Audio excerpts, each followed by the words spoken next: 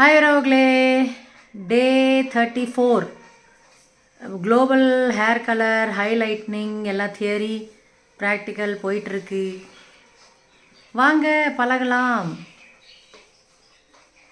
Streaks company இது சும்மா waste original முடியல ட்ரை பண்ணி பார்க்கலான்ட்டு போயிட்டுருக்கு class.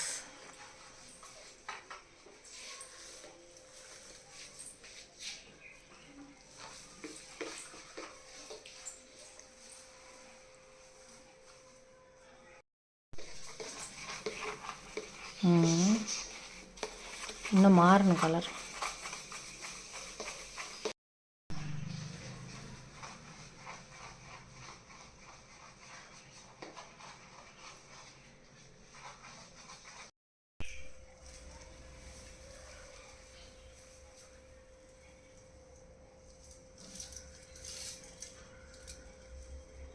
Global hair colour highlights அப்புறம் அங்கங்கே ஸ்ட்ரீக்ஸ் வேணும்னா வந்து போட்டுக்கோங்க. காலேஜ் ஸ்டடிங் கேர்ள்ஸ் தான் இப்போதைக்கு போட்டுட்ருக்காங்களாச்சு.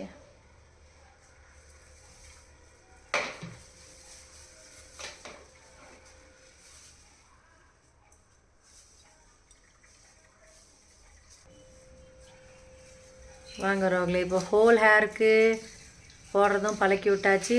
அப்புறம் ஸ்ட்ரீக்ஸ் மாதிரி எடுத்து போட்டாங்கன்னா ஃபாயில் எப்படி ஃபோல்ட் பண்ணுறது டம்மிலையும் பண்ணி பழகுனாங்க இப்போ தான்.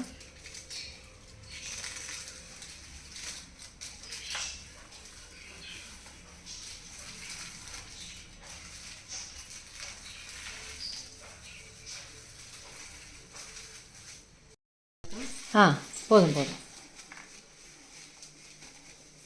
அவ்வளோதான். இப்படியே நின்றுக்குது தானே. அப்படி நிற்கலைன்னா ஒரு ஃபோல்டு கீழே வச்சுருக்கிறது இதோட ஃபோல்ட் பண்ணிடுங்க. இப்படி நிற்கலை அப்படின்னா இதை இப்படியே ஹேர்பின்னும் குத்திக்கலாம்.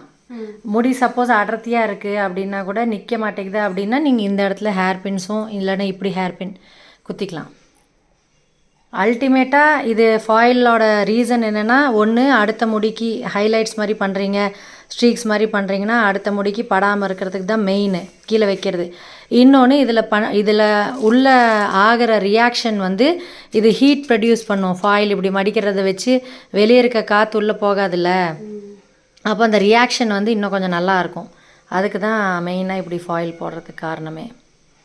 அதே மாதிரி தான் ஹாட் ஆயில் மசாஜ்லேயும் அந்த ஆயிலோட நியூட்ரிஷன் ஃபுல்லாக நல்லா உள்ள முடியில் பெனிட்ரேட் ஆகட்டும் அப்படின்ட்டு, ஸ்கேல்பில் நல்லா பெனிட்ரேட் ஆகணும் அப்படின்ட்டு தான் ஷவர் கேப்பும் போடுது.